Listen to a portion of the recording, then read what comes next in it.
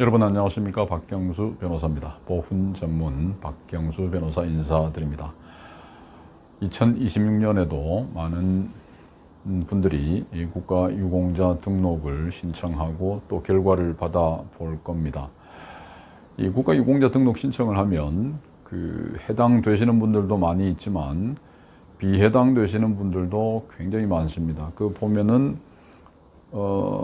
당신은 이러이러한 사유로 해당이 되지 않습니다. 공상공경에도 해당되지 않고 재부상공경에도 해당되지 않습니다. 이렇게 이제 공문이 날아오는데 내용을 보고 있으면 이제 화가 나고 이제 열이 받는 경우들이 많죠.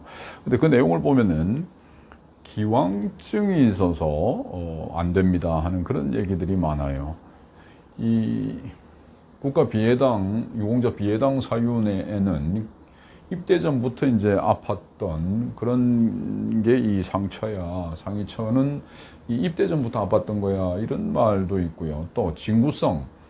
오래된 상처야. 이건 너가 입대하기 전에부터 가지고 있던 거라서 이번 어떤 사고 때문에 네가 이런 상의를 입은 게 아니야.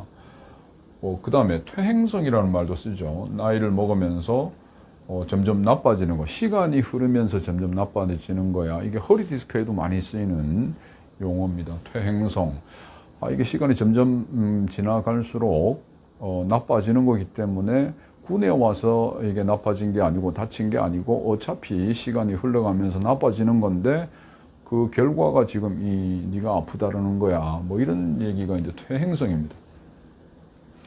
이제 뭐 또 원인 불명도 있겠죠. 병의 원인을 몰라서 그렇지만 군 복무 때문은 아닌 것 같아. 뭐 이런 이제 비해당 사유들이 굉장히 많습니다. 근데 이 기왕증, 징구성, 퇴행성 이런 용어들은 사실은 좀 비슷비슷하게 비슷한 그런 개념으로 혼용되고 있는 것 같습니다. 어쨌든 이전에 입대 전에 과거에 네가 아팠던 것이지 군에 들어와서 복무하다가 어떤 사고나 훈련이나 직무 수행 중에 다친 것은 아니다라는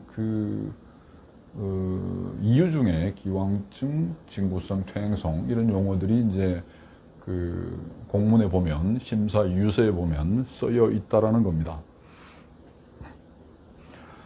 자, 이걸 이제 어떻게 그럼 극복을 해야 되는 거냐? 내가 생각할 때는 분명히 군에 와서 다친 것 같은데, 군에 복무하면서 직무를 수행하면서 또는 훈련을 받으면서 다친 것 같은데 왜 아니라고 할까? 그런데 입대 전에 뭐 기왕증이나 또는 과거의 퇴행성 또는 징구성 뭐 이런 것이 있을 수는 있겠죠. 그러나 그것이 내 생각에는 다 나았거나 또는 뭐 크게 문제가 안 돼서 군에 들어온 건데, 그래서 군에 와서 이제 훈련하다가 또는 직무 수행하다가 다친 건데 왜 기왕증이 있다고 해서 퇴행성이라고 해서 또는 징구성이라고 해서 안 된다고 할까? 이제 그게 이제 최대의 의문이 되는 겁니다. 우리 국가유공자법에서 인과관계라는 것은 이제 이런 거죠. 군 복무 때문에 군 복무 중에 법에는 이렇게 되어 있습니다. 군 복무 중에 상의를 입은 경우. 그런데 그 시기가 군 복무 중에 다쳤다라고 해서 인과관계가 있는 건 아닙니다. 군 복무, 즉 직무 수행이나 훈련으로 인해서 다쳐야 인과관계가 이제 있는 거죠. 우연히 군 복무 기간 중에 뭐 발병을 했다거나 뭐 악화했다거나 이런 거는 이제 안 된다는 겁니다. 근데 그런 것이 아니고 군 복무, 직무수행, 훈련 때문에 내가 다친 거다 그러면 인과관계가 있는 거죠. 그런데 우리 법에서는 이제 크게 두 가지로 구분해서 이제 인과관계를 설명합니다. 첫째는 주된 인과관계, 두 번째는 상당 인과관계라는 말을 씁니다. 공상공경, 우리 국가유공자라는 카테고리 안에 공상공경이 들어가죠. 공상공경의 경우에 주된 원인관계가 필요하다. 그리고 상당 인과관계, 재해부상공경, 우리 보훈 보상 대상자라고 하는 카테고리에 재해부상공경이 들어가는데 이 재해부상공경의 경우에는 상당 인과관계. 아니 그러면 뭐 주된 인과관계는 뭐고 상당 인과관계는 뭡니까? 라고 이제 물으면 이제 이런 거죠. 말 그대로입니다. 이 공상공경으로 인정받으려면은 직무수행이나 교육훈련이 그 상위 또는 질병의 주된 원인, 뭐 퍼센티지로 치면 한 70% 정도 뭐 이런 이상의 이제 그 원인 관계가 있을 때 주된 원인 관계라고 하고요.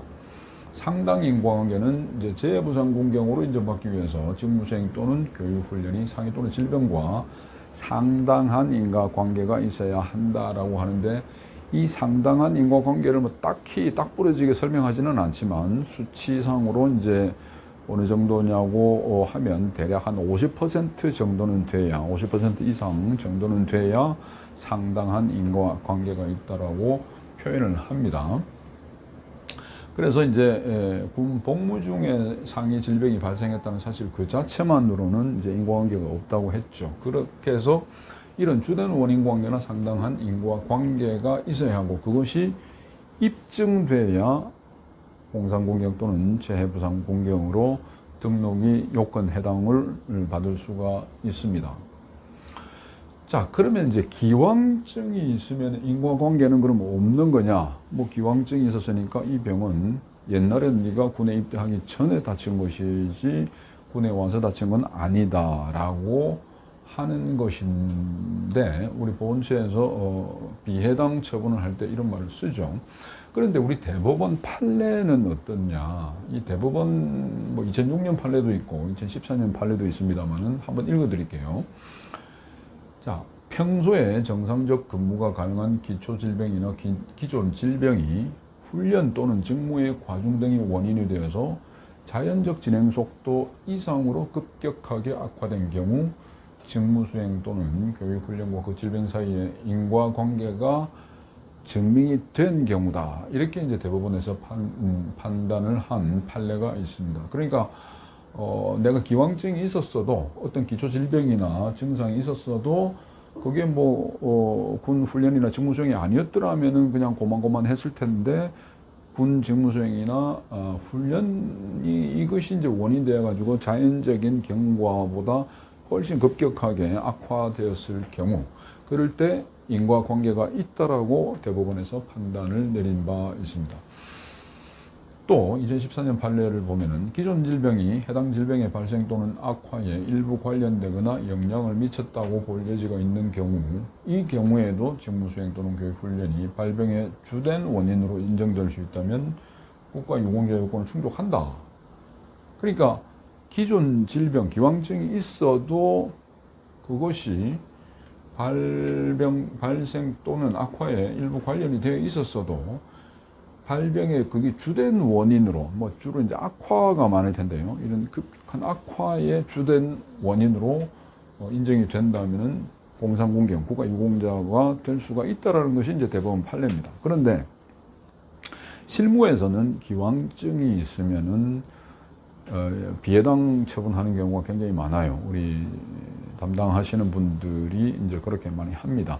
그래서 국민건강요양급여 내역을 이제 쫙 살펴보고 10년 동안의 그런 그 급여 내역을 딱 보면 이제 입대 전에 그게 보이잖아요. 그럼 그 보이는 거를 가지고, 아니 당신은 군에 입대 전에 이런 똑같은 또는 유사한 증상으로 치료받은 적이 있고 그것이 이제 이렇게 이 병이 된 것이지 군의 직무수행이나 훈련으로 된 게 아니에요라고 비해당 처분을 하는 경우들이 많이 있다는 겁니다. 그랬을 때 대법원 판례에 비추어 보면은 아니 그건 아니야. 그게 만약에 주된 원인으로 또는 상당 인과관계가 있다라고 보면 그 질병 기왕증이 있었어도 공상공경이나 재해부상공경 인정을 받을 수가 있다라는 것이 대법원 판례니까 다시 한번 봐주세요라고 해야 되는 겁니다. 그런데 그게 잘 안 되니까, 이의신청이나 뭐 이런 걸 해도 잘 안 되니까 소송으로 가죠. 그래서 소송으로 가면은 다양한 입체적인 어떤 방법으로 입증을 이제 하게 되는 건데요. 자, 이 뭐 그 전에 앞서서 보건보상자법 시행령 별표 1 제11호를 보시면은 이렇게 되어 있습니다. 자연 경과적 진행 속도 이상의 현저한 악화를 이제 표현하는 건데요. 해당 질병 발생 또는 악화가 직무수행 또는 교육훈련과 상당한 인과관계가 있다고 의학적으로 인정된 질병에 의해 사망하거나 상해를 입은 사람. 이것이 이제 기왕증이 있어도 어쨌든 이런 의학적으로 악화가 자연 경과보다 훨씬 빠른 급격한 악화가 어떤 직무수행과 인과관계가 있다면 해줘야 된다라는 것이 이제 이런 조문에도 나와 있는 거죠. 그리고 이제 이 보훈보상자법 시행령 별표일에 16호가 굉장히 중요한 건데요. 이 의무복무자의 경우, 우리 의무적으로 군에 들어오는 분들의 경우에는 이제 요건이 좀 더 완화가 되어 있습니다. 어떻게 되냐면 아까 앞에 보신 거하고 비슷하긴 한데 요 의학적이라는 용어가 사라졌어요. 그래서 의무복무자로서 복무 중 해당 질병의 발생 또는 악화가 직무수행 또는 교육훈련과 상당한 인과관계가 있다고 인정된 질병에 의하여 상해를 입은 사람. 그러니까 교육훈련과 상당한 인과관계가 이제 의학적으로는 꼭 이렇게 입증이 안 되더라도 전반적으로 봐서 상당한 인과관계가 있는 거 아니냐라고 판단이 되면은 재부상군경으로 인정을 해줄 수 있다라는 것이 이 별표 제16호입니다. 이거는 2020년인가요? 그때 개정이 되면서 이제 새로 인정된 기준이 개정된 기준이 되겠습니다.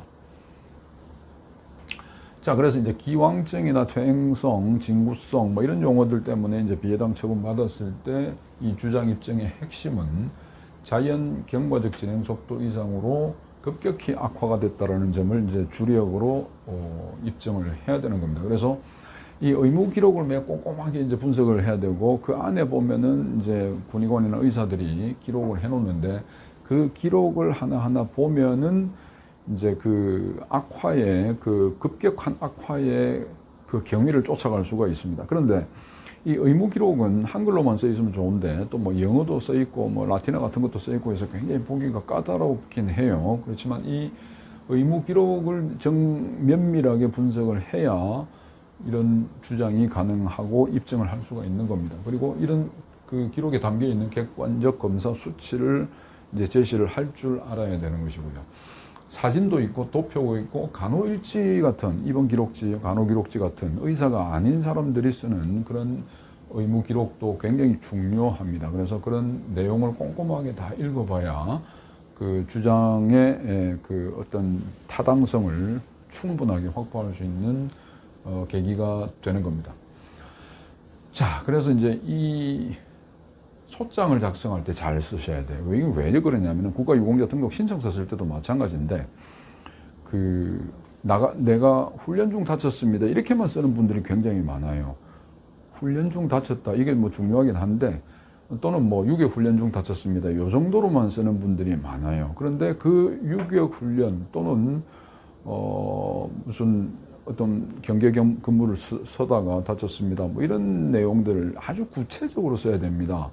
어느 정도로 구체적으로 써야 되느냐면은 그 당시 상황을 아주 그냥 그 영화처럼 묘사를 해야 돼요. 그래서 판사님이 또는 검토하는 사람이 이 글을 봤을 때 그 장면이 눈에 선하게 그려지는 정도로 아주 구체적으로 세밀하게 써야 이 사람이 이렇게 해서 이제 다쳤구나. 군에서 훈련하다가 또는 직무 수행하다가 다친 것이 맞구나. 자기가 경험하지 않았으면 이렇게 세세하게 진술을 못했을 것 같다. 내가 봐도 뭐 이런 식으로 아주 디테일하게 작성을 해야 되는데 저희들이 이제 그 비해당 처분에 대해서 소송을 할 때 어떻게 다치셨어요? 물어보면은 그냥 훈련 때 다쳤어요가 이제 대부분이고 또 실제로 그 등록 신청서를 이제 뒤져보면은 아주 그냥 추상적으로 짤막하게 이제 기재가 되어 있는 경우들이 굉장히 많습니다. 그래서 아주 디테일하게 적어야 된다. 예를 들어서 이제 전투 체육을 하다가 축구를 하다가도 이제 많이 다치고 뭐 그러잖아요.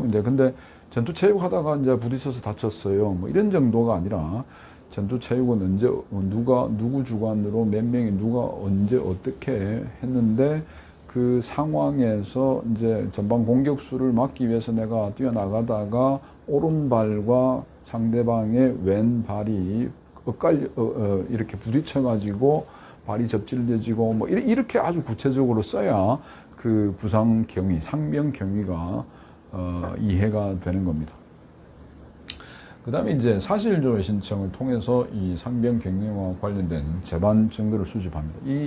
이 소송의 장점 중에 하나인데요. 사실조회를 해보면 이제 뭐 기관들이 이제 관련 기관들이 있죠. 뭐 육군뿐만 아니라 또 다른 여러 가지 도움되는 기관들에게도 조회 신청을 할 수가 있습니다. 예를 들어서 소음, 청력, 난청 뭐 이런 거 있잖아요. 이런 것들도 국방과학연구소라든지 또는 그 의료 관련 기관에다가 이제 사실조회 신청을 해서 총소리가 뭐 몇 데시벨 정도 나요? 대포 소리가 몇 데시벨 정도 납니까?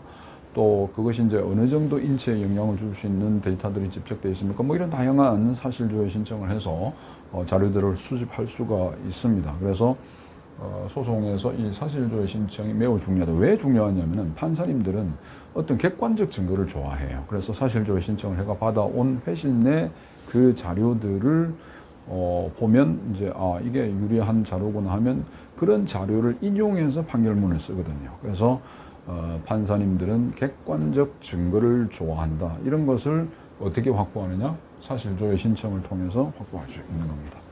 그리고 제일 중요한 것 중에 하나가 이제 진료기록 감정이나 신체 감정입니다. 이 진료 기록을 다 보면은 왜 다쳤는지가 이제 다 나와 있는데 그게 그러면 직무 수행이나 훈련 때문에 다친 게 맞아요? 의무 기록에는 이제 직접적으로 써 있는 경우는 별로 없어서 내가 어떤 유격 훈련, 레펠 강화 훈련하다가 이제 허리를 다쳤는데 그것이 진짜로 그렇게 상처로 그런 상처로 이어집니까?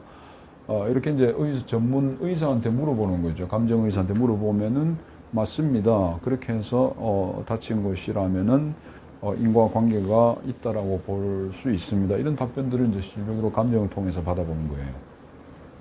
그리고 이제 신체 감정을 통해서도 마찬가지죠. 이제 감정을 해보면 이 사람의 이 상처는 직무 수행 때문에 또는 훈련 때문에 다쳤다라고 봐야 됩니다. 왜냐하면은 그때 어떤 부딪혔을 때 큰 충격이 있어서 급성 외상에 의해서 다친 거가 이 MRI 영상 자료에서 뭐 나타나네요. 또는 그 상위처를 확인을 해보면 그런 것이 보입니다. 뭐 등등 그렇게 이제 확인을 할 수가 있어서 아까 말씀드렸다시피 판사님들은 이런 객관적 증거를 좋아합니다. 그래서 이런 진료 기록 감정의 결과가 오면은 또 우리에게 유리한 결과가 오면 유리하죠.